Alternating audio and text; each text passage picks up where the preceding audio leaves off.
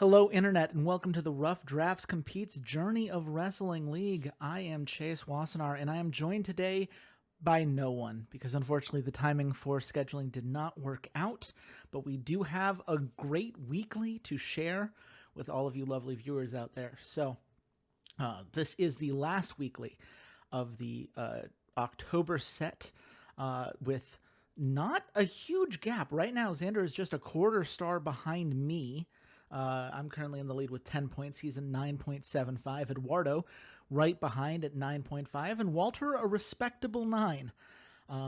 It's been a very interesting up and down month, especially because we have our last bronze pay-per-view of the year, as well as our last gold pay-per-view of the year coming up on the horizon. Now, tonight is going to determine how many points go around in our overall standings.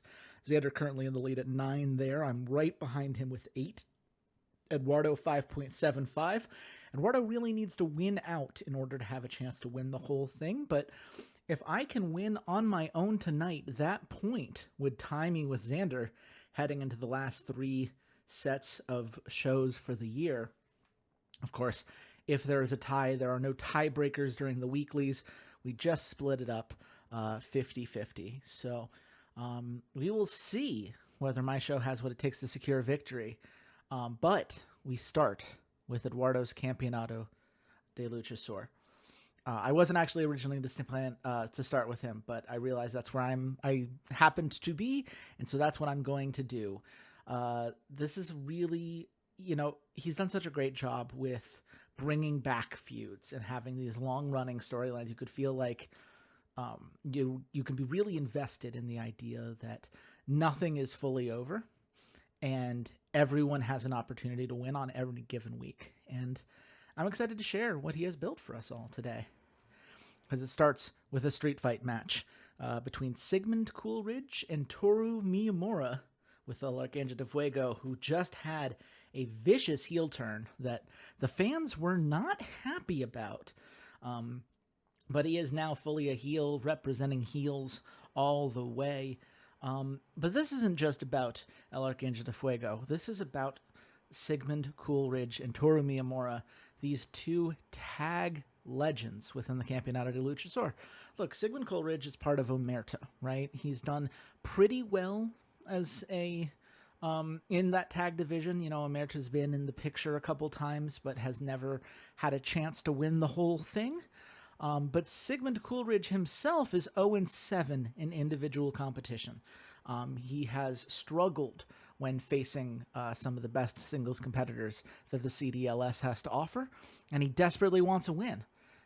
You need to, at some point, right, to justify spending time away from your tag team to push your own individual identity. Now, Toru Miyamura, of course, part of the Hiroshima Hotties, the first tag team to win the Guardianes del Pulgar Masculino. So certainly a great performer in his own right, much less experience as a singles performer. He had not wrestled as an individual until the Nova Championship, in which he beat Ryuji Sakota in the first round, lost to Hijiro Boldo in the second. I think that showed him, right, that he has singles potential, that he has the ability, if he wants to invest in it, to become a legitimate threat in the singles division, as well as as what Hiroshima Hotties have proven themselves to be capable of in the male tag division. But the question is, does he have what it takes to beat Sigmund Coolidge tonight, or does Sigmund Coolidge finally secure a win? And the good news for Omerta fans is that this is a Sigmund Coolidge victory. Starts a feud between Omerta and the Hiroshima Hotties, as well as between Toru and Sigmund. It's a holy shit moment as Sigmund Coolidge suplexes Toru Miyamura from the apron outside. That's 30 creativity points. I will say, I do not know if I have the ability to bestow creativity points in holy shit moments the way that Xander has, because we all know Xander is the game's favorite in a lot of ways. But I'm going to try, Eduardo. I'm rooting for you. I want you to get some points.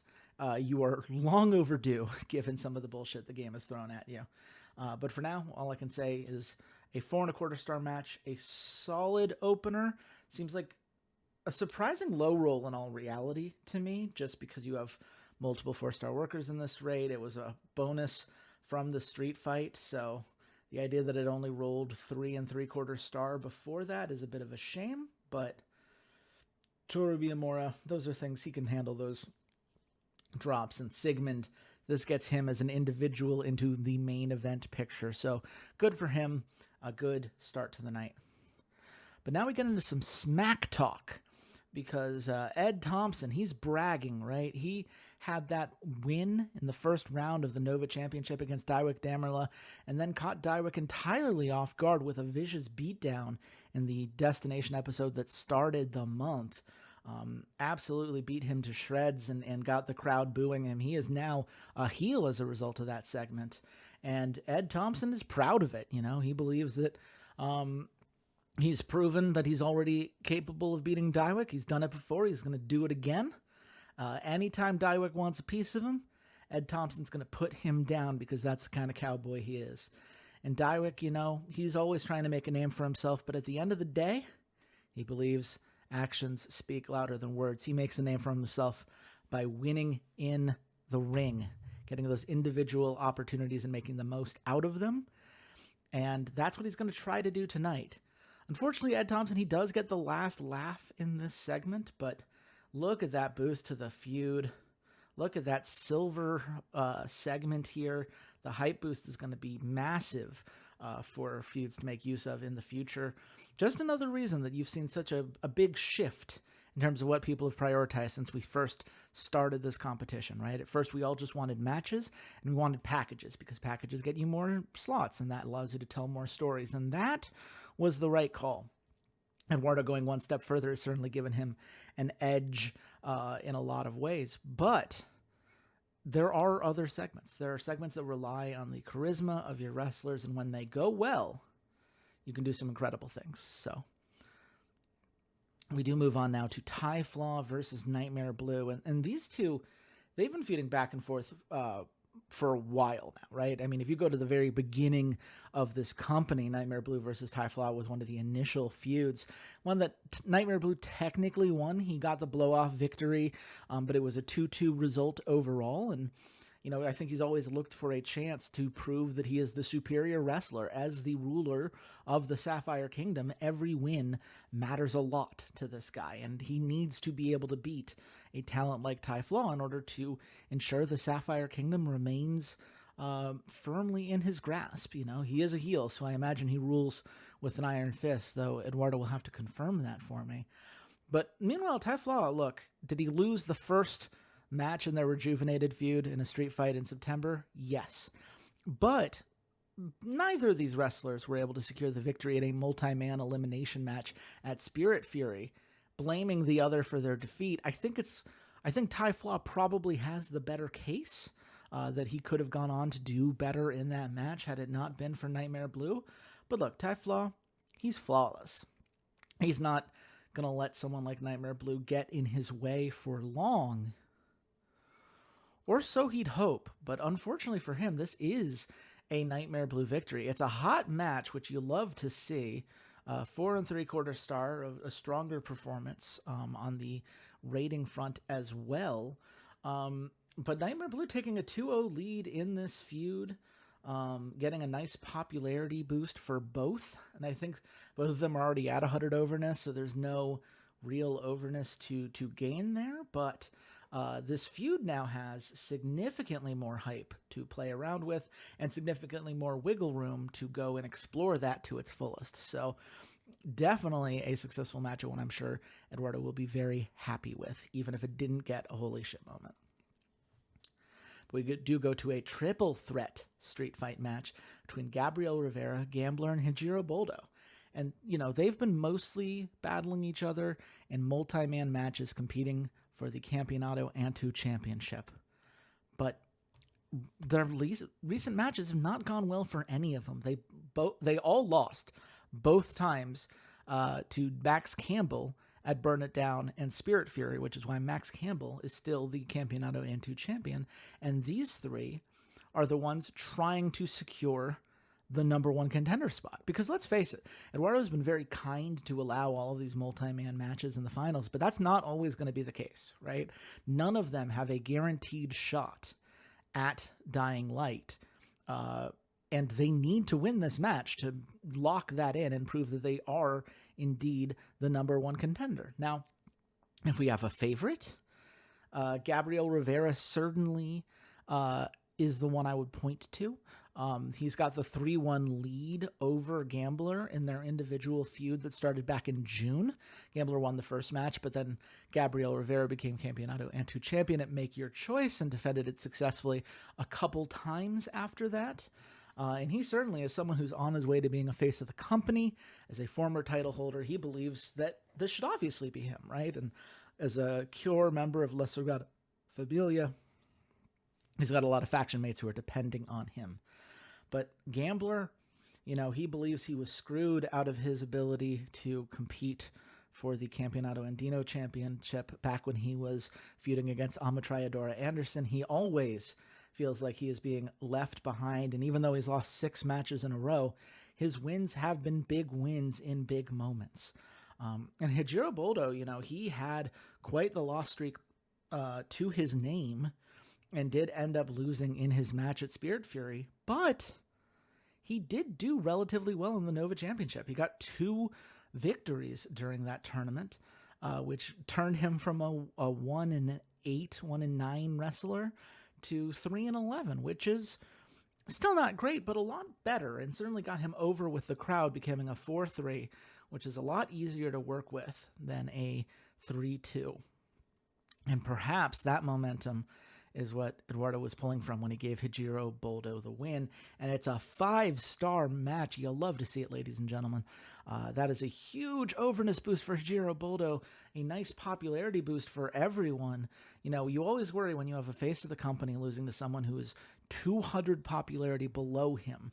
They can often get mad, or they can often, just lose popularity, because why should a guy who's the face of the company lose to someone like Hijiro Boldo? But when the match is this good, when it's a 5-star match with an interesting story, the morale goes up. The holy shit moment comes through as Hijiro Boldo slapped the taste out of Gabriel Rivera's mouth before they started brawling. And, all of these guys, they have feuds against each other. They all have their individual animosities, individual rivalries. And so getting the win for Hijiro Boldo hugely sets him up. You have to imagine that he'll be fighting Max Campbell in the Campeonato Antu Championship. We'll have to see exactly what Eduardo builds, but a very great win for him all the same. We move on to a very interesting segment. This is the reveal manager. It looks like El Arcángel de Fuego has come to the ring. The fans absolutely booing him. But at the end of the day, he is a legend, and he is happy to give his services to Poker of Pain as their new manager. And look, Poker of Pain, they're often the highest rated tag team on paper, right? But they've never actually won the Guardianes del Pulgar Masculino belt. And worse, they've never had a title match. Every time there has been somebody else who has been the number one contender, and they've just been on the outside looking in. And again, it's not like they haven't got wins to their name, because they do. And it's not like there aren't some singles successes that these two have had, because Jack Azrael has had singles success as recently as last week. Sure, did he beat up a guy who had gotten beaten up in a segment before that? Yeah, probably.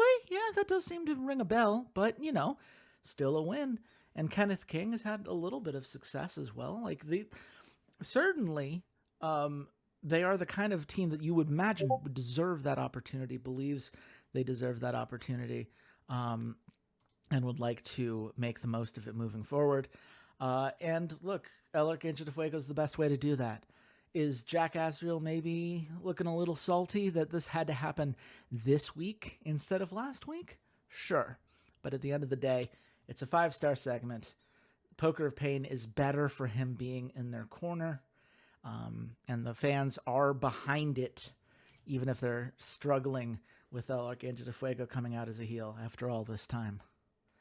But we move on to a tag match between Psycho Circus and Corazones de Lucha. Now, Psycho Circus lost the belt at Spirit Fury, so to them, this is them needing to prove that they should still be considered the number one contender. But they have what it takes to immediately win their title back from the Constellation, a team that I don't think anyone saw coming as a top contender to win the tag belt. It was a huge upset, one I was very happy to see, but definitely something that threw Psycho Circus off and gives them that edge. They want to be back in it. They want to prove that they deserve to be in it. And, the Corazones de Lucha, they were often considered to be the best face tag team in this country, at least before the Constellation took the belt for themselves. Hart Jones, Vincent Gabriel, these are guys that have done well in singles and tag competition and have held the belt previously, having taken it from the Hiroshima Hotties at one point. Unfortunately for them, Psycho Circus is still near their peak. They may have lost to the Constellation, but that does not mean they can't go out and grab that belt right back. It's a tough hit for the Corazones, but a 5-star match for the fans. And holy shit, Psycho spearing Hart Jones through the barricade. 30 creativity points, I should say. Some overness. A third holy shit moment of the night. This is exactly what Eduardo was looking for. And a 5-star match to boot. Just Psycho Circus know how to put on a show. You can hate the Mad Clowns if you want, and believe me, they only exist in my thoughts when those thoughts are nightmares. But they're good wrestlers, and they know how to put on one hell of a show. Now, Arcangel de Fuego comes back to the ring, perhaps maybe a little bit less enthused as he was a little bit ago, but he's back and re-emphasizing his commitment to Jack Azrael specifically with a legendary endorsement. He makes some kind of offhanded joke about patience being a virtue and assumptions can bring out the worst in people, but he's happy to have watched Jack Azrael put Ryuji Sakota in the dirt, in the back of an ambulance, and he's confident that he'll be able to do it again.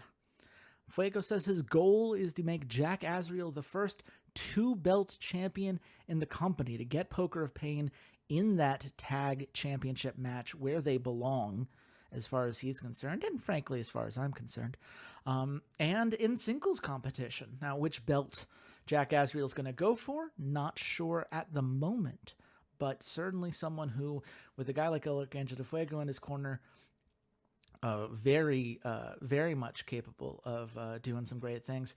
It's a 5-star segment, and look, is his overness all the way back to full? Not quite, but he's more than halfway there, I believe, and as a result, I think a couple more legendary endorsements, and he should be right back to where he was with the fans eating out of his fingers. So I'm not worried about him in the long run. Now, this match I'm excited for. Not that I haven't loved all these others, of course, but this is the Guardianes del Pucaro Femenino Championship. This is a triple threat tag street fight match for the title. And it's got a few interesting feuds, right? Bittersweet and Phantom Troop have rejuvenated their feud. The original women's title feud, back when Bittersweet were the original champions, were battling Phantom Troop. And look, let's not argue over who misclicked what button, but Phantom Troop may have been champions for a moment, a hot minute in February, only to drop the belt immediately back at Coup de Grace and ultimately lose the feud 4-1. Bittersweet were dominant at that time. And Bittersweet has been dominant in general. They've held the Pucaro Femenino belt 3 times so far during this company, which, given that this has been 10 months, that's impressive. Now, it is a belt that's gone back and forth quite a bit, but Phantom Troop won the belt legitimate at Burn It Down. They have not had to resort to any sort of tactics. They're faces now when they were heels back in the day, and it's something that I think has suited them well. But Dominion is also here and should not be underestimated. They've been a top challenger for the belt already, falling just short at Spirit Fury, currently down 3-1 in their feud against Phantom Troop. But they won their first match against Bittersweet last month and still believe they're the rightful number 1 contender. Now, Phantom Troop, they believe that their job is to defend the belt. They need to prove that this title is not a fluke, that they can defend it, that they have what it takes to go down as one of the better champions that this belt has had. And they have a history to make up for. So they were willing to take on 2 opponents at once tonight. A lot of people would consider that very dangerous. But Phantom Troop are legit. It's a 5-star win, a little bit of an overness boost for them. And well-deserved, This is a very talented tag that has finally had their chance in the spotlight the way it should have been all along. This was earned. This was, a push that has been building for a while. And I am glad to see them get the win. I'm glad to see the feud between Phantom Troop and Bittersweet coming back, already starting at, I want to say, is it the new challenger, Bittersweet Phantom Troop? Yeah, already starting at 44 there, which is nice. I really like what both of those tags have to offer, and I do like what Dominion has going on, right? Ivy Chavez, I should say. America Chavez is the Marvel character. Ivy Chavez is a great wrestler, and CC Cruz can put in some good work on the mic, so I'm excited to see all of them have matches again in the future. But for now, it's a 5-star championship match. Phantom Troop coming out on top. But we move on to an epic brawl segment. Suki Akiyama technically lost their first feud in a blow-off multi-woman match at Coup de Grace, but she did have a 2-1 lead overall, and she's once again taken a 2-0 lead in this feud. So Amber Manning comes out and asks for another match before Dying Light. Says, look, I'm ready to fight you now. I'll fight you then. I'll keep fighting you until I have that title, because that's who I am. And look, Amber Manning's persistence is notable, but as Suki says, there's a difference between being persistent and being a glutton for punishment. Because you, Amber, will never have what it takes to be champion. And even if you did, you'd have no clue how to hold on to it. And that gets under Amber's skin. She had that 1-month Campeonato Cuyan reign. She took the belt from Layla Abelos, could not successfully defend it. And I think Suki has successfully gone under her skin. There is a fight backstage. They have to be torn apart, separated from by the rest of the locker room. And, it's a hot segment. It's a 5-star segment. The fans are in, and it levels up the popularity boost for the segment moving forward. But look at that, 35 additional hype for this feud. It doesn't make it did make the feud go hot, excuse me. So, I mean, just everything Eduardo could possibly want from that one. And if you're looking at the back end of this card and thinking, hey, Chase, hasn't he had 5 5-star slots in a row? A 5 and a 4 3/4. This seems like a really good card. Yeah. It's an incredible performance tonight, and it's exactly what he needed if he was going to have a chance to win or tie in this weekly. But let's see if he can bring it home. There is one more match left, and because it's the main event, it's going to be included in the final count and doubled. So this does still have a lot of value here, outside of just the obvious, which is that this is a fatal 4-way street fight match to try to determine the number 1 contender behind Shichiro Ishihara for the Campeonato Andino belt, right? All of these 4 wrestlers have competed regularly for the Campeonato Andino in various assortments in multi-man matches. But they've also been feuding amongst each other, and perhaps those distractions have been part of why they've come up short against Isamu Masucci so far. Cameron Johnson's currently down 1-0 against Ed Thompson. Ed Thompson won their original feud back at the beginning of the company with a blow-off street fight at Starlight, though it was ultimately a 2-2. And getting the first win in this feud that started in September is obviously very nice. Almatriadora Anderson, on the other hand, has a 4-1 lead over Ed Thompson. But a lot of that came from when Amatryadora Anderson was the Campeonato Andino title holder himself. And Ed Thompson hadn't turned heel yet. Who did he turn heel on? Well, of course, that was Daiwick Damerla. He did get a win against Daiwick Damerla in the Nova tournament. And when Daiwick came out to ask for a friendly rematch, they're both great wrestlers, let's put on a show together, Ed Thompson beat the crap out of him. Daiwick was stunned, his ego thoroughly bruised. And these wrestlers have all had their various relationships as well, right? You look at Cameron Johnson, had a 3-2 feud against Daiwick Damerla that blew off with a 6.2 star ambulance match at Burn It Down. They've all been in these title pictures. They've all pushed each other to the limit.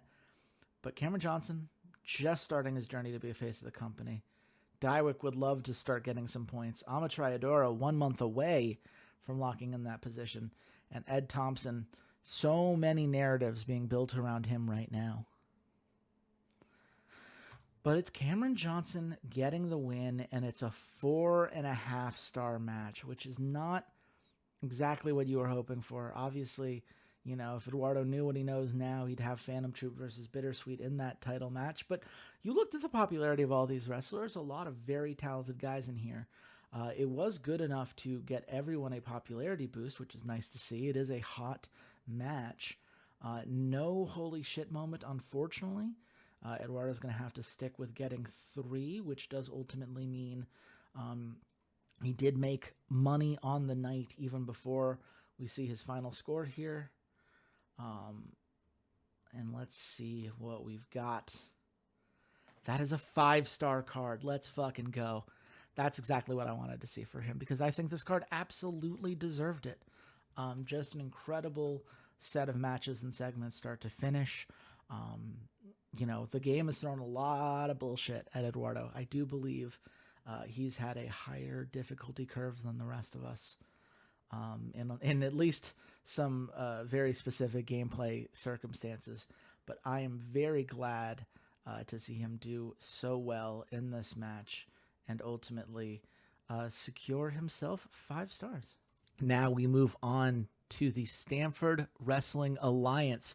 Walter's got quite the card in store for us today. He's got a couple title matches being set up for the pay-per-view, some qualifications along the way, a couple really interesting narrative beats that I'm excited to share with y'all. So let's just get into it. And we start with the New Gaston Brothers versus Catering Crew. Now, you might be thinking, the New Gaston Brothers, that's Colton Scribner and Cobra Gaston. Why are they spending time on Catering Crew? And there are a couple of reasons. First, they've been feuding individually, right? Colton Scribner has been going up against Virginia Warbler for a bit. Virginia really wanted to grab the brass ring from him before he lost it at the last pay-per-view, though not like Daniel Stevenson ended up using it pretty effectively, so it worked out in the end, I suppose. Cobra Gaston, of course, has been an incredible title holder for Walter. Has fought off Kevin Bates a couple times, since Kevin is kind of known to be the guy who walks into the room just when people want a match, and Cobra Gaston sure does like beating up on some weaker opponents when he feels the need to reassert himself at the top of the food chain. But that's not the number one reason we're here. No, the number one reason is because Catering Crew got their first victory earlier this month. They defeated the Scribners. And this is the New Gaston brothers saying, "Hey, you're bullies, really. You've beaten up our brothers. They're good boys. They deserve better than how you treated them. And now we're gonna put you in the dirt." And Catering Crew were like, "Well, I mean, we're not bullies. We wrestled them and we were better. Like that's not us being a jerk. That's just them not stepping up to the challenge." But we'll wrestle you, right? Like, we've had these feuds. We're happy to take you on. And that's a mistake, because the New Gaston brothers are just better wrestlers in general. And they prove it tonight with a 4.5 star win.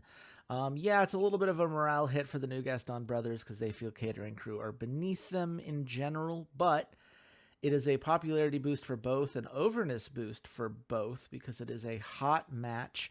Kevin Bates starting to get over with the fans. He's very close to becoming a 4-3.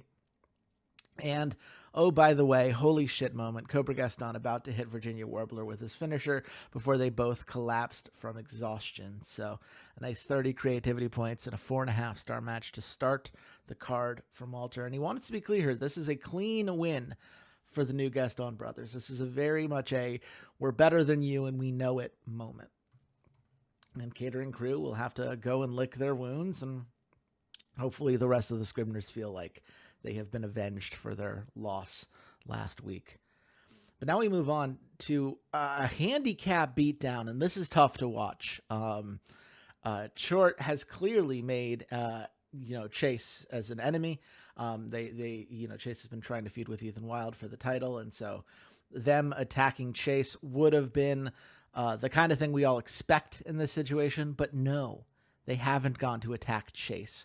They went out to the parking lot as Axel Dust, Chase's tag team partner, was gumming in to the arena tonight, and he was taken out with a lead pipe to the leg by 4 guys in ski masks and hoodies who descend on him and beat the crap out of him in a total mugging. The attackers eventually chase the camera guy away, so the camera's laying on its side on the ground, capturing a very injured Axel. But then a face kind of leans down into the camera, pulls off the mask, and it's Ethan Wilde. Spreadsheets don't really help you in the real world, do they? I'll see you next week if you're man enough to show up. And then he drops the camera, and you get that classic cracked screen look. I mean, it's absolutely brutal. Look, I understand Ethan Wilde. He's a very good heel. He's going to do the things that he needs to do to maintain his dominance in this company. But Axel Dust is just an innocent bystander at the end of the day, right? He has done nothing but be a tag partner with Chase. And as the face of this crew, I have to say that's heinous. And I hope that we are able to see some justice done for that later on tonight. We will certainly find out. But we move on for now to Drew King versus Patty Gilman. And, Patty Gilman, he is been fighting as a member of the Lads for a while now. He has yet to get his first singles win. He's certainly hungry for it. But Drew King also needs a singles win. He's 2-7 despite his popularity and skill set. And in his mind, it's like, look, I care a lot about Kingdom Come and how this tag's doing. And I feel like, Jules is doing his bit. He's shown some clear potential. I think our tag has clear potential, but I've been in a funk. I haven't figured out my part of this yet. I haven't figured out how to bring my best self into this team. So I need to get my winning mentality going. I can combine my winning mentality with with Jules Murphy's winning mentality. And I get that going by beating up on Patty Gilman, which is exactly what he does. I'm not even going to pretend, Look, Patty Gilman, he's a fine wrestler, 4-3. Maybe the overness hit a little bit dangerous at this moment in time. But at the end of the day, Patty Gilman can take the hit. From a narrative perspective, Drew King standing strong is the right play for the Stanford Wrestling Alliance. Makes that more interesting of a dynamic as we see Kingdom Come continue to play itself out. And, I just look forward to seeing where that story goes. It's been very interesting to see how Jules Murphy, after really not wanting to join the Kingdom for a considerable period of time, seems to be bringing out the best in Drew King. And, who knows what that means moving forward. Well, I know we're in for trouble here because it is Devlin and Tyler Dynamite in the ring together. Tyler Dynamite has come out first demanding another title shot because having Assassino as a special referee, bullshit. Like, that's Devlin's bodyguard. Of course that's not going to be a fair fight. And Devlin says, well, you don't deserve another shot. And I don't know why I'm even here tonight because I'm not on the pay-per-view. I'm not wrestling someone who is beneath me. Tyler Dynamite calls him a cheater, but Devlin's almost proud of that, right? Like, look, just because I have people who ensure that I have my best chance to win, that's not that's a you problem at the end of the day. That's not on me. I'm doing whatever it takes. And if you're not, then you're the fool here, not me. And at some point, Tyler just snaps. He's like, oh, I get it. You're a coward. You're afraid of me. That's it. Devlin's like, I'm not scared of anyone in that locker room. Tyler's like, are you sure about that? Because you're right here, right now, doing everything you can to avoid having to defend your title because you know you're at risk. And they go back and forth on that kind of point for a bit until Tyler says, look, we all know Walter wants the match between the two of us at Winter Zone. So let's do 2 3v3 matches. You and Hollywood Bound versus 3 guys that I pick who are not part of Prodigious. If you think Prodigious are so far beneath you, we'll pick 3 guys who have nothing to do with Prodigious. And you can pick 3 guys for Prodigy to fight who aren't in Dominant Tenebris. How about that? If you believe your guys can beat my guys, you have a better eye for this than me. Let's prove it. And Devlin just says, go fuck yourself. Pick your 3 guys. And Devlin is going to win this segment.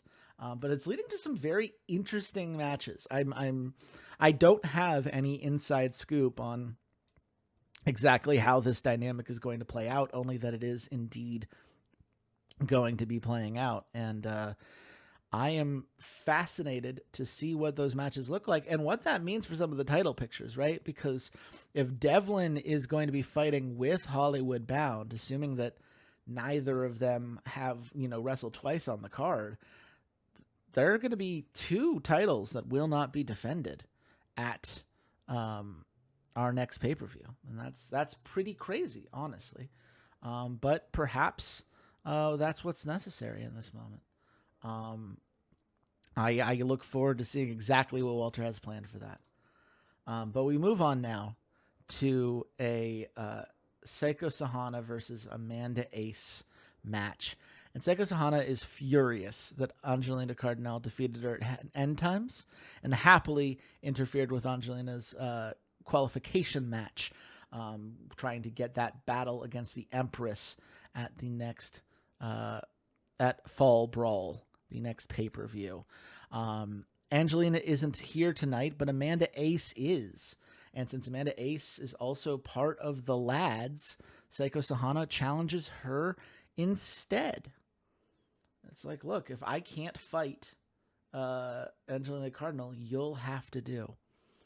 And look, this is one of those matches, and if we were going by pure gameplay, you'd look at 1% away from becoming a 3-3 Amanda Ace, the clear choice. But Walter's never cared about that. He is here to tell a story. And that requires Seiko Sahana to win. But not just to win, to beat the crap out of Amanda Ace. It is a technical submission knockout where Amanda can no longer protect herself, and thus the referee had to call the match.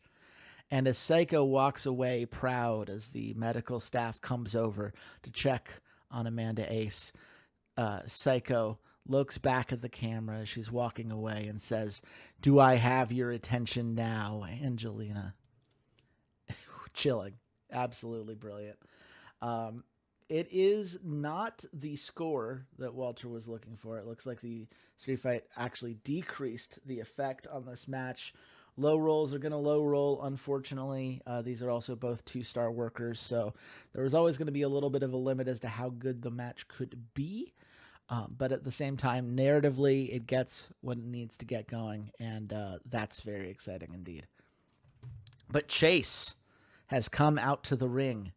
He's in casual gym clothing and says, Ethan, I hadn't gotten confirmation yet that you and I were going to be battling next week. I hadn't been told by the boss, but it says a lot that you clearly felt the need to get under my skin and attack people for daring to be associated with me. And it worked. I'm frustrated. I'm angry. But the thing is, you left the building. I'm still standing here, and I'm willing to fucking beat you at Fall Brawl. I'm ready.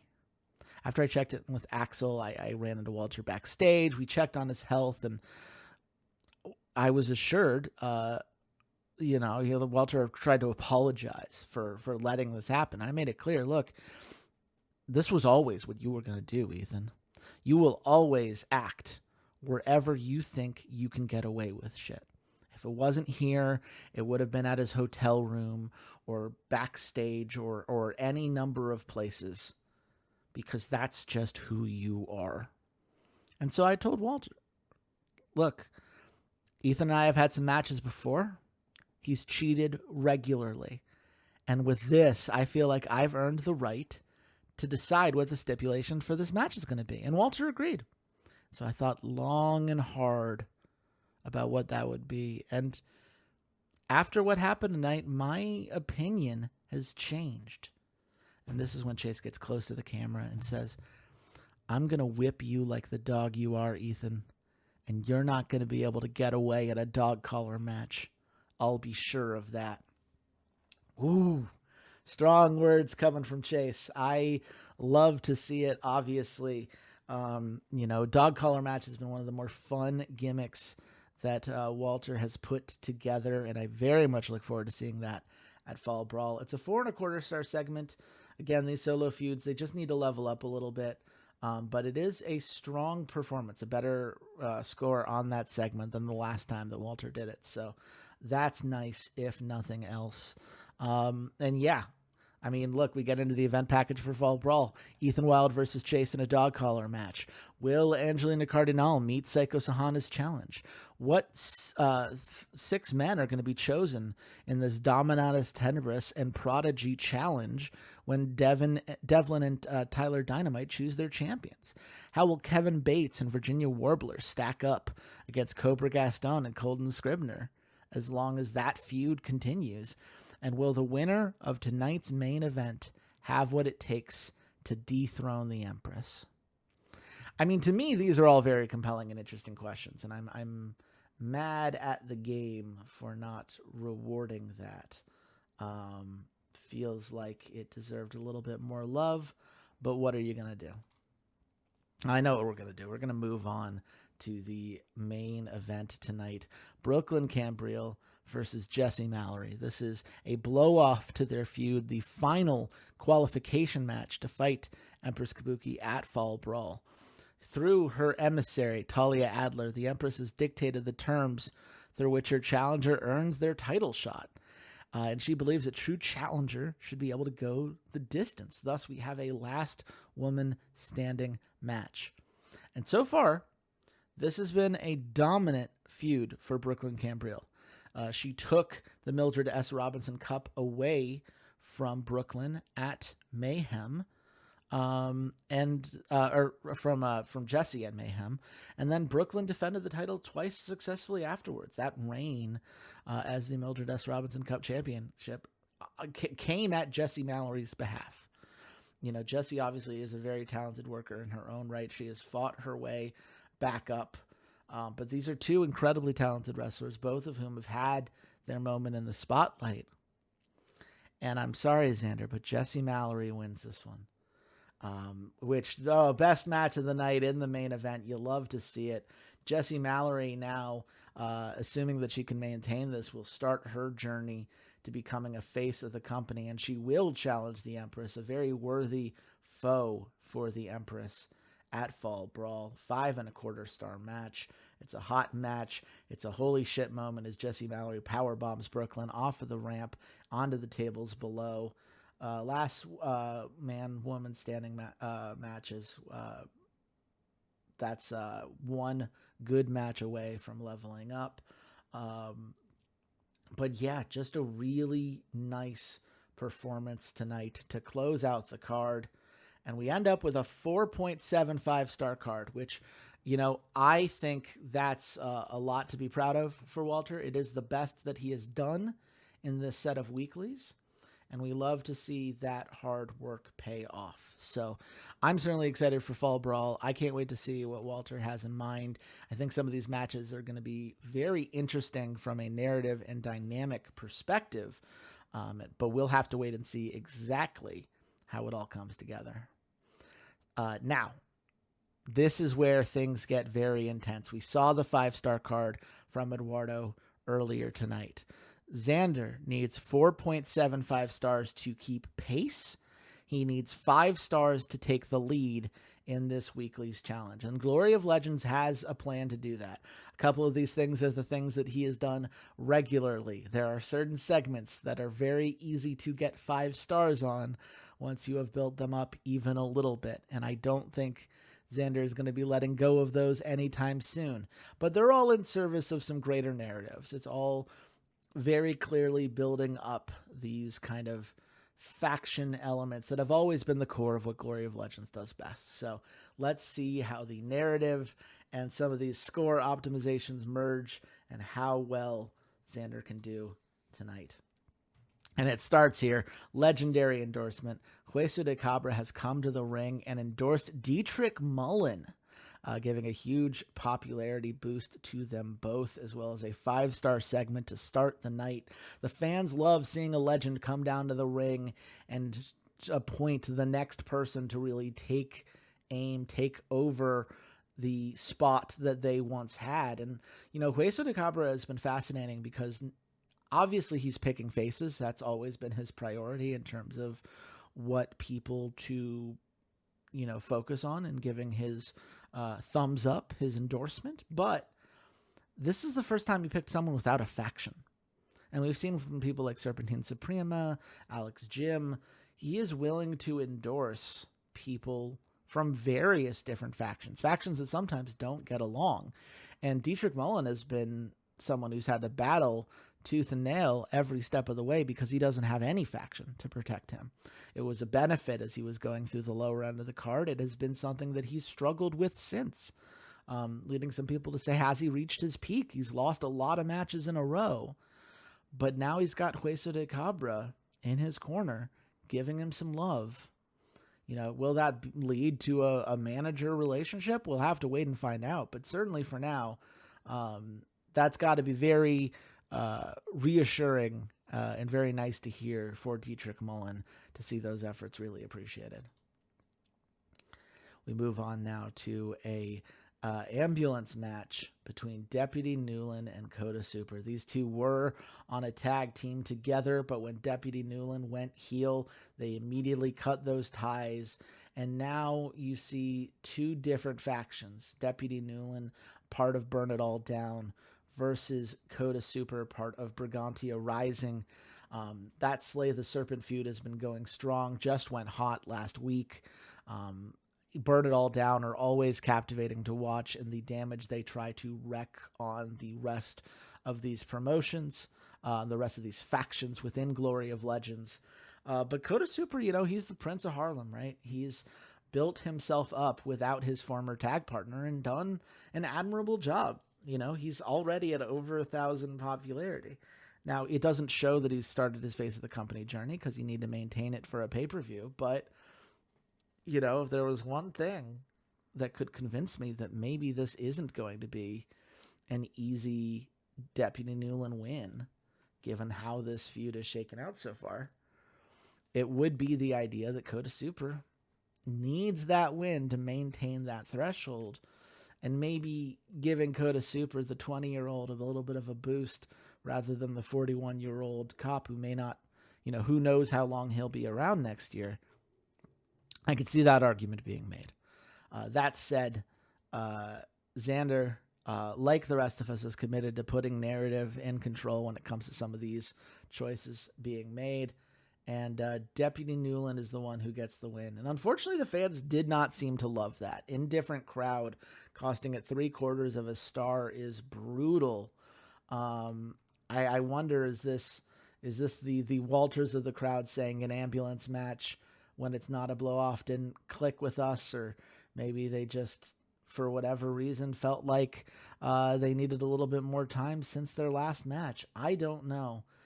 In either case, it looks like Deputy gets the popularity boost. Coda, thankfully, still at 1,000. He just takes a morale hit for losing this match. But the crowd not being able to get behind it does lower that to 4 stars, and that's a little bit of a shame. But we move on because Hinata Shiroki has a new manager. Asahi King has come back out. And I really think Asahi King is in an interesting spot in this company, right? Because she is a face on paper, but she has this mix of face and heels that she is a manager for. And you can see, right, in taking on someone like Maricela Reyes, she had a champion under her belt, but one who immediately went up and engaged in a handicap beatdown last week that Asahi King clearly struggled with.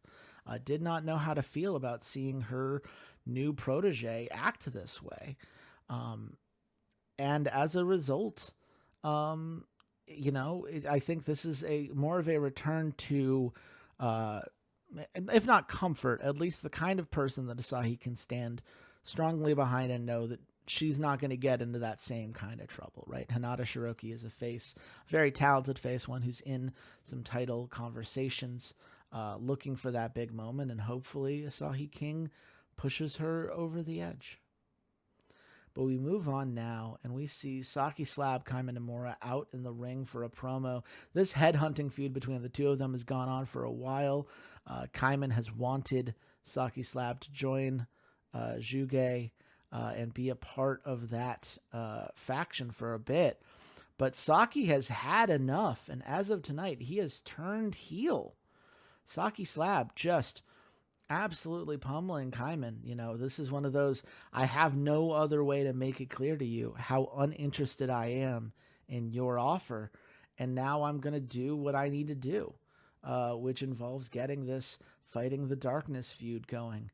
The fans are clearly not happy with Saki Slab. I think perhaps they saw him like Dietrich Mullen, who we saw celebrated earlier tonight, thought of him as the kind of guy who they could root for as he fights back against the establishment. But, if now we have an unaffiliated heel and this kind of action, who knows whose radar he gets on. Maybe he doesn't want to be independent. Maybe Saki Slab sees something bigger for himself. We're going to have to wait and find out. But certainly this attack has not gone unnoticed and will not go unanswered. But for now, we move on to a first blood match between Elliot Hangtime and Matt Payne. And this is part of a new feud, I believe, or at the very least one that is still very much developing. Conquest or Death versus Bright Future.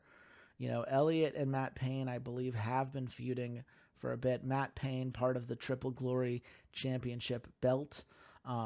This rustic wrestler has put on some incredible matches. He's a risk taker who knows how to put in some great character work and get everyone involved in a match over. But this is not about just being talented in the ring for Elliot. Elliot is in a position in which Johnny Hangtime wants him to prove himself, right?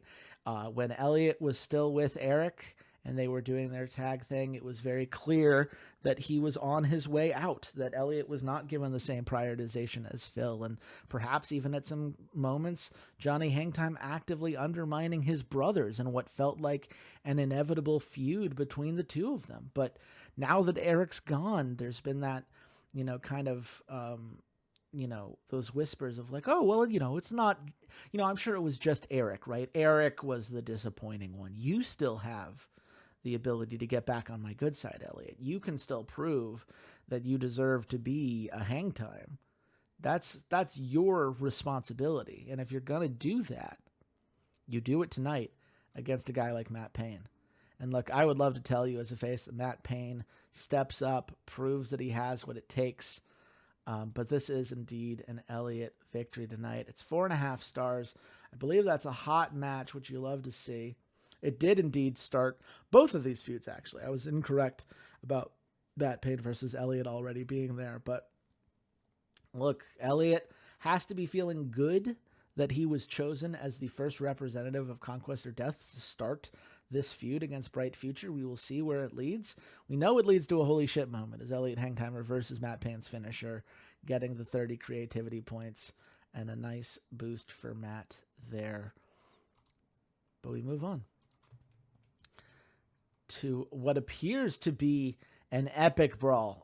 Alexis calling out Elliot Hangtime. You know, these two have feuded in the past. I believe this is rejuvenating their feud, a feud that had been put to bed for a little bit. Alexis Kovac being one of those For the People members, always challenging Conquest or Death, always looking for an opportunity to get in these belt conversations. Someone that the fans absolutely love, despite having struggled to secure wins in big matches. You know, he's not afraid of getting himself involved in these spots. And I have to imagine, and we should be clear that unlike some of the other performers tonight, I have less of Xander's actual lore in front of me because of the way the timing worked out on this recording. So know that all of this has an asterisk to it. But I imagine Alexis called Elliot out as a fool for believing in these honeyed words that Johnny's throwing at him, right? That Johnny was on the out with him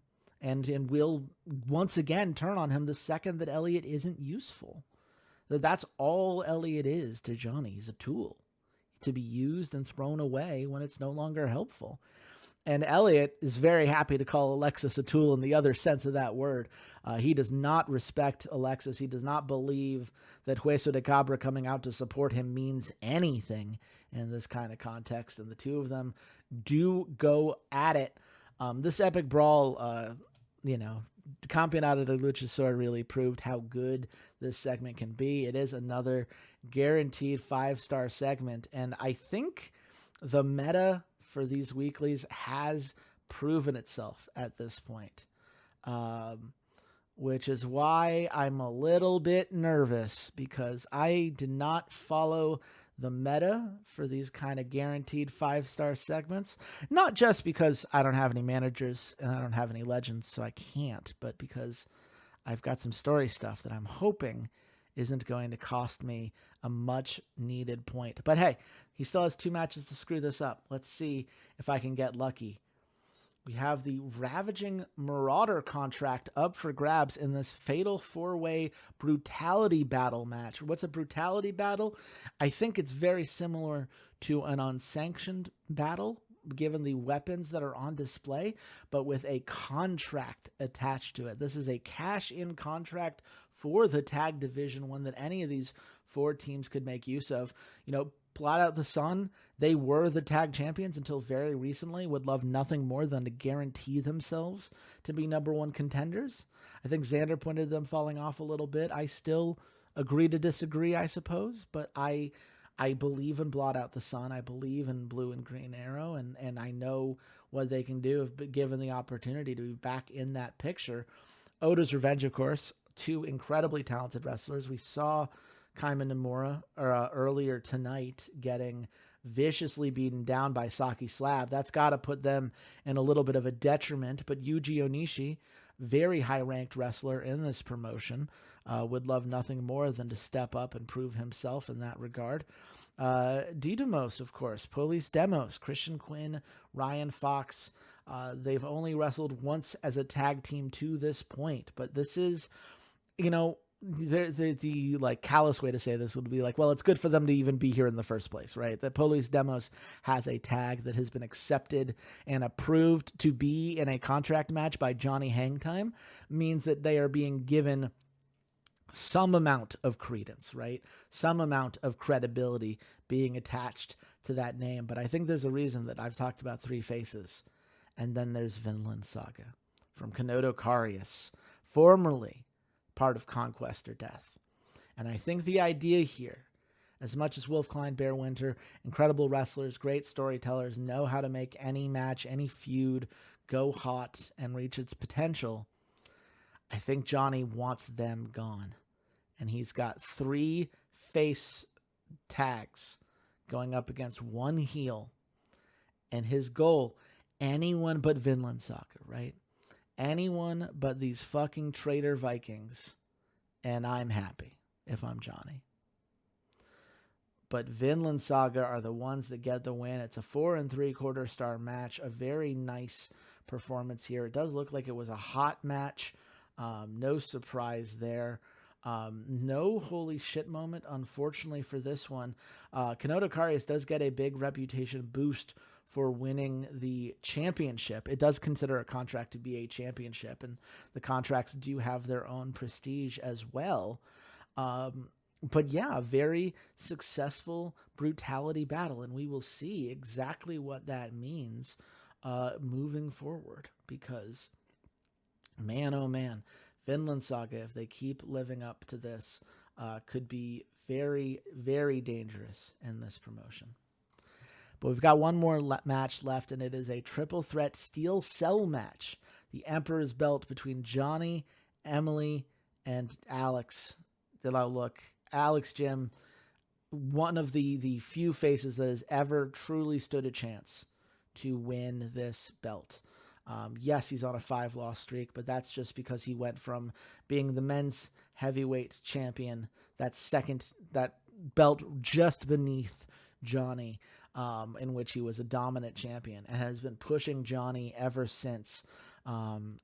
Has he come close? I would say so.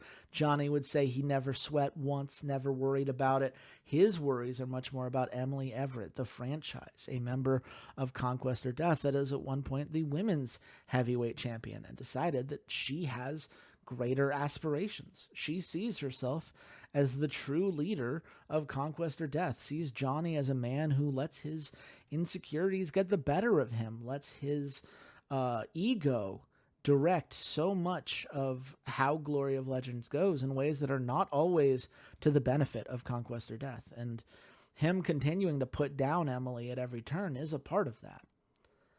But Johnny Hangtime has been the Emperor since the very beginning. There is a reason he is the man of gold. There is a reason he is 13-0. It is fascinating to me to see this steel cell match on a weekly, right? I mean, this is, in many ways, this should be the main event at a pay-per-view. I wouldn't be surprised if some version of this is the main event at his next pay-per-view.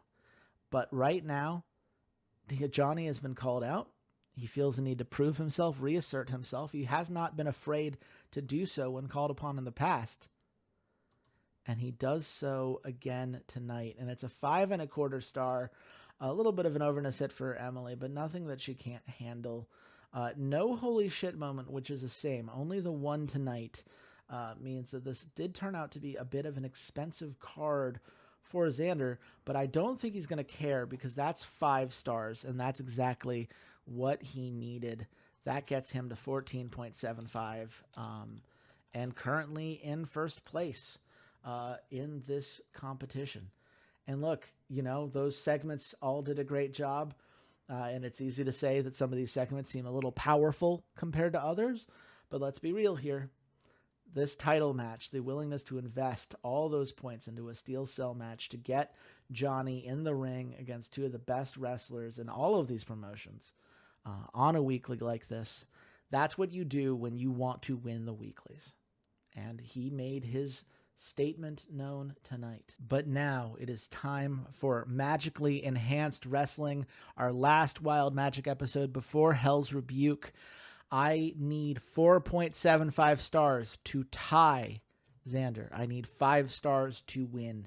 And I'll be honest, there's a part of me that will always wish I did this card a little bit differently to compensate for just how close this competition is. But at the end of the day, I've got a story that I'm telling.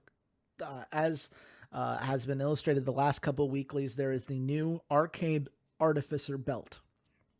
And getting into the top 32 for wrestlers that aren't already champions, faction leaders, or locked into their own kind of championship match as the number one contenders, you need to fight for your spot. There are 42 wrestlers, 32 slots, and they all know how much is on the line. So all of our matches tonight are going to be focused on people who know they need that win, know they need that big moment to put themselves in that conversation and or secure themselves the victory.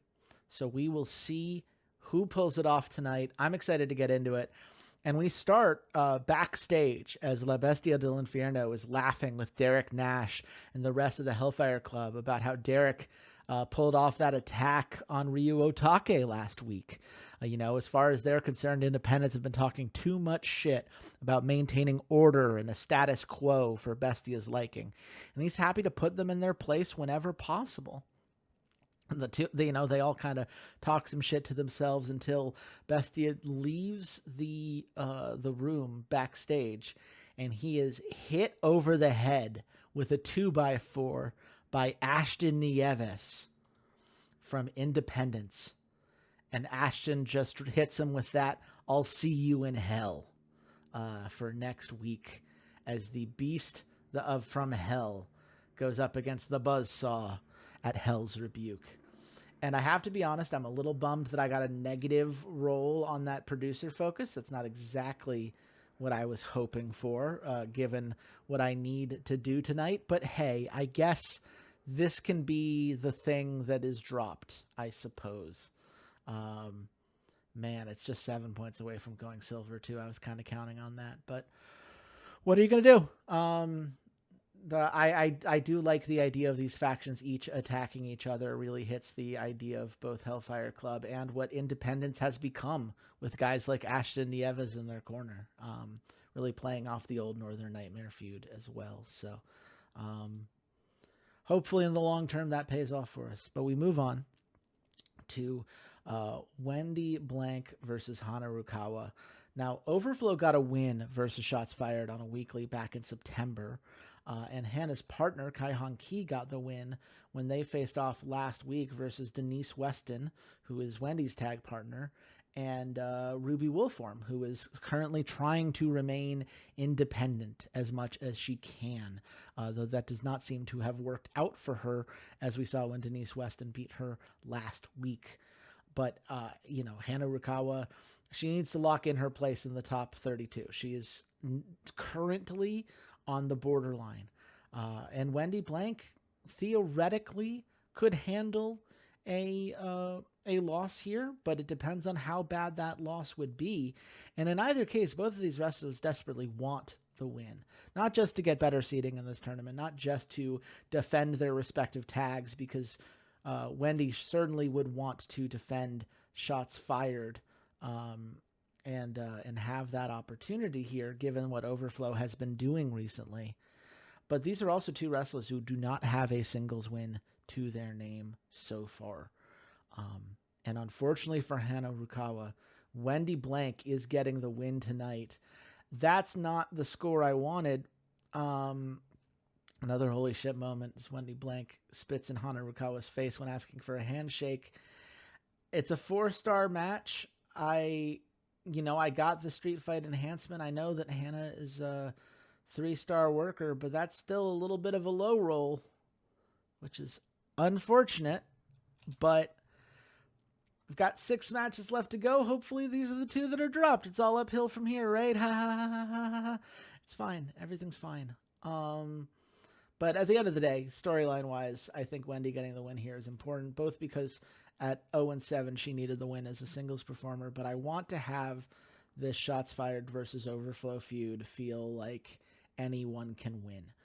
Overflow's gotten their victories in tag, and now in singles, it's a little bit more individualized. So we'll see who ultimately emerges, and we'll see if Hana still makes the cut after this hit. It could be the difference maker for her. But we move on now to a Better Villain tag elimination match between Judgment Day and No Bullshit. And these two have been feuding since April, when Northern Nightmare were seeking revenge for the betrayal of River Dannenberg, secret undercover spy for the Southern Sentries.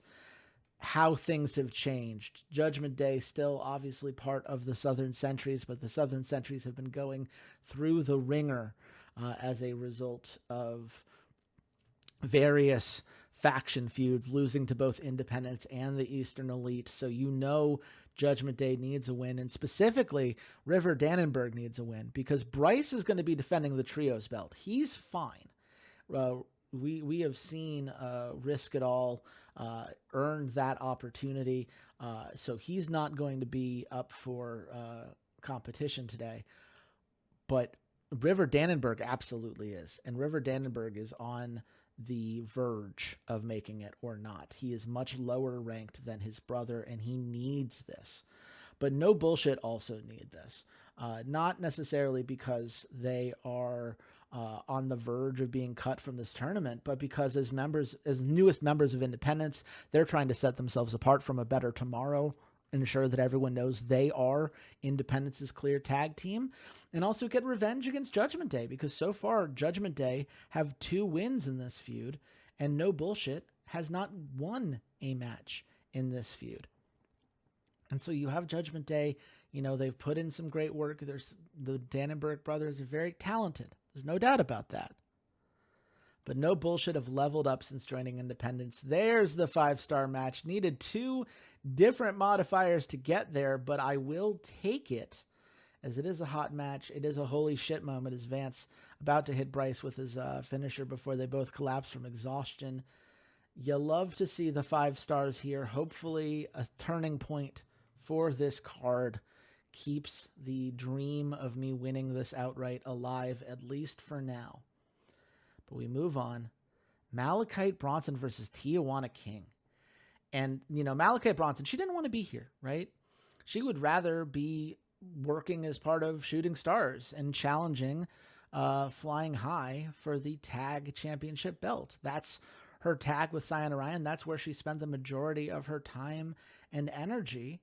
But Cyan Orion has been properly baited by Emu Amikyo and by Mistress Jade.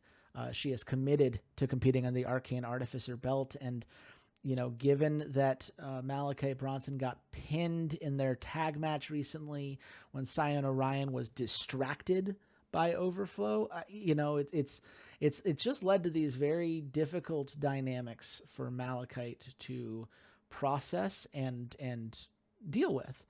And so it's like, okay, well, if Cyan's going to do her thing, I need to fight my way into the championship. And at 723 popularity, that's a big ask. She would need a massive win, and she would need it to happen now. And Tijuana King is a very popular wrestler. Sure, she has lost 8 matches in a row as a singles competitor, but she was part of that Rude Awakening championship team for a reason. Her wins have been impressive, and a lot of times those losses have just come from her being so laser focused on beating up former tag partner Alana Elise that she hadn't had the opportunity to just wrestle and focus on getting her own career as far as it can go. And at the end of the day, Malachite Bronson knows that Tijuana King's easy to manipulate. Just say that, man, Alana Elise is so much better off without you holding her back. And Tijuana's like, fuck you.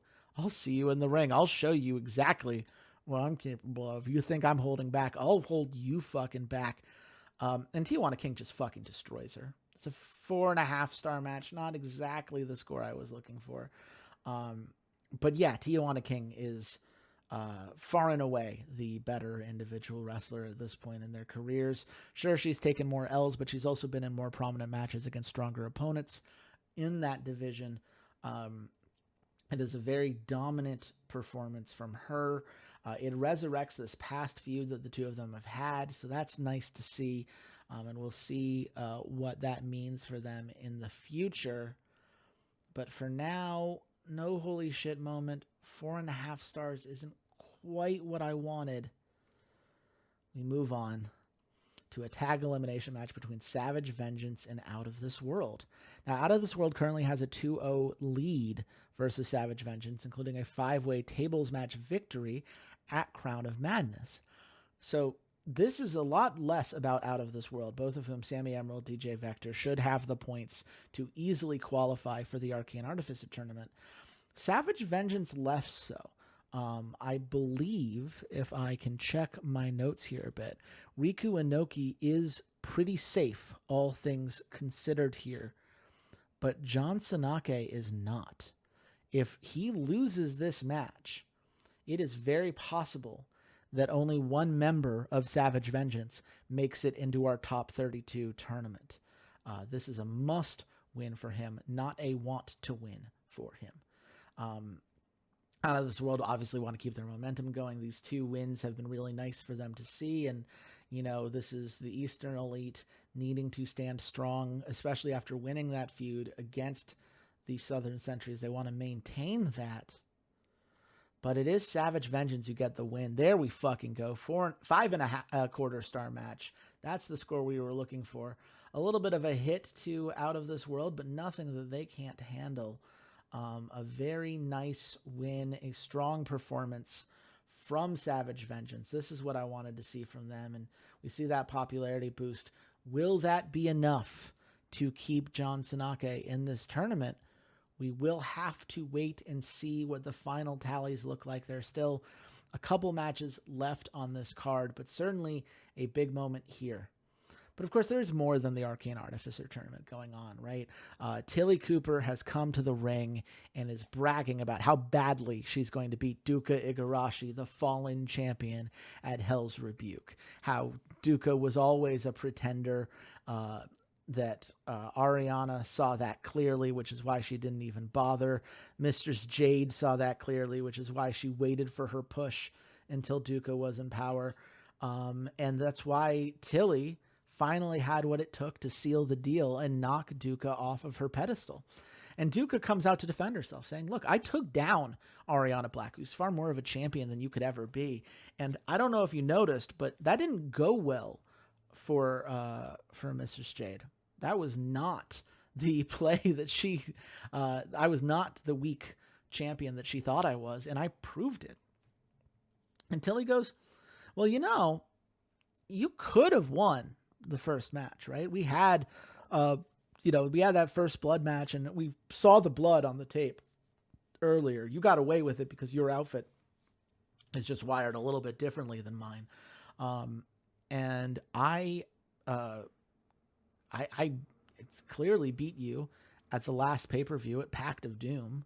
So you know what? If you're going to have this ego about yourself, this idea that you deserve an opportunity, maybe I just won't fight you.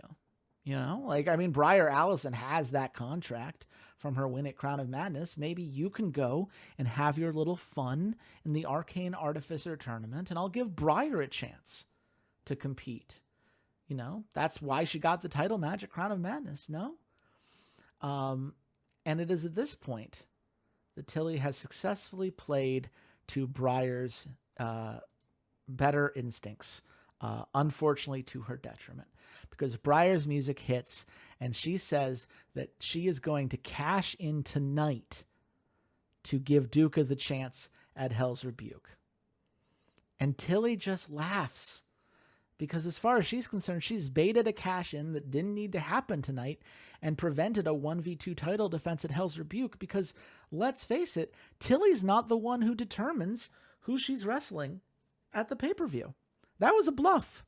That was entirely a bluff on her end. She was fighting Duka no matter what. But Briar, at the hint that this could cost her friend the title, a friend that she refused to challenge because she was never going to take the belt off of a fellow Sky Sentinel. She's baited. It works. Hook, line, sinker. Tilly Cooper versus Briar Allison in the main event tonight.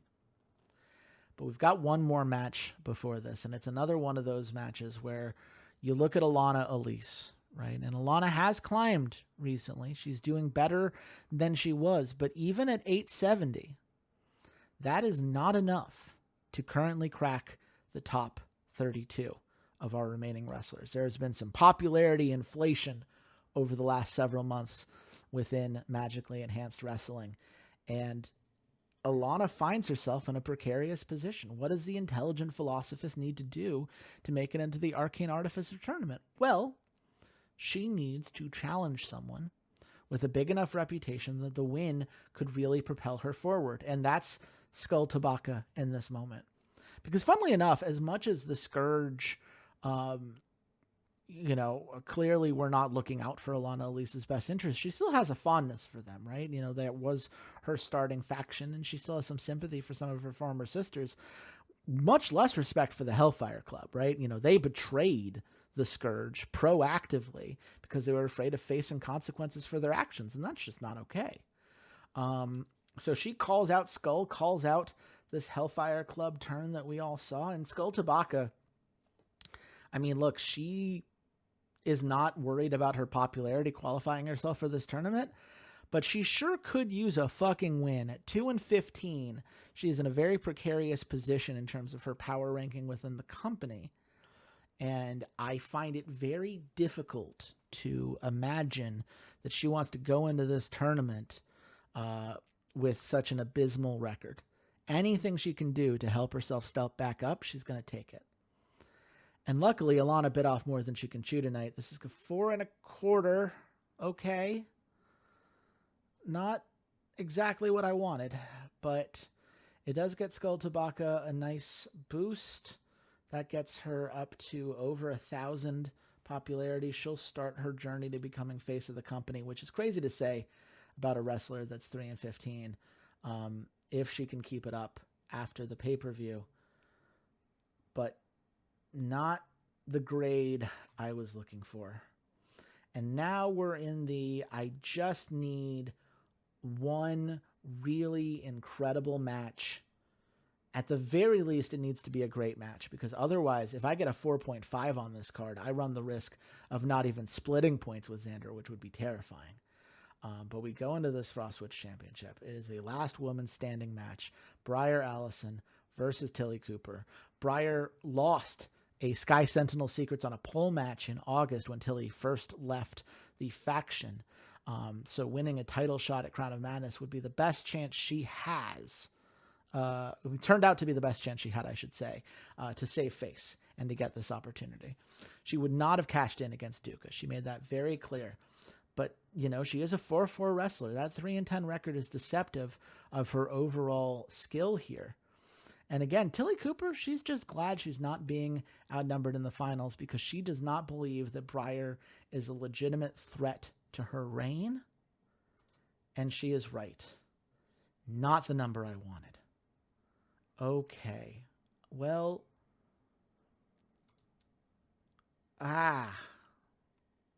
It's a 4 3/4 star match. No holy shit moment. Let's just see the score. Rip off the Band-Aid. It's 4.75 stars. Xander and I tie. God damn it. This was meant to be my ability to get a lead on this man. This man who has dominated and terrorized the top of the standings by doing things like winning Company of the Year despite me having more points. I mean, look, everyone is going to lose a little bit. Well, I should say, Walter and I each lose a little bit tonight. A big win for Eduardo and a massive boost for Glory of Legends. They not only got the 5 stars, but did so in style. I mean, look, it's a huge win from a fan perspective for them. Huge hit for me. I mean, look, I knew using some of these lesser known wrestlers, some of the less popular people in the company to play to that Arcane Artificer storyline was going to be a risk. I did not realize it would be this fucking rough. Incredibly unfortunate there. Congrats to Eduardo. You know, very happy to see him do well here. Just comes, had he not been absolutely screwed over by the game not liking Legends shifting alignments, might be a very different situation for him. This might have been a 3-way split. But it is what it is. The standings now, Xander 9.5, me 8.5, Eduardo 5.75. Officially cannot get enough points to overtake Xander, though he can still beat me in the race for second place if he were to win out. And Walter with his 0.5 points. I liked his card a lot tonight. It was the best card he had during this set of weeklies. Probably a better card than mine, which is why he lost fewer fans. Look, sometimes you low roll, folks. Sometimes you try a cool story idea because you're trying to do a thing that you're happy with narratively, and you look past some of the safety nets you could have provided yourself, and here you stand. But that is our last weekly before the pay-per-view. There will be one more special episode because the Arcane Artificer tournament will have its own episode the way that all the other tournaments have. Hopefully, I will have at least one co-caster along the way, though hopefully you also enjoyed the solo cast. If you did, like, comment, subscribe, all that fun stuff that YouTube encourages y'all to do. Appreciate all of our lovely viewers who enjoy this Rough Drafts Competes League. And, you know, we are going to take a break from Journey of Wrestling at the end of the competitive year. But we have other things in mind that we're very excited about. So definitely stay tuned. Twitch.tv/RedShirtKing. You can find me at Chase Wassenaar on bsky.social. Until next time, goodbye, Internet.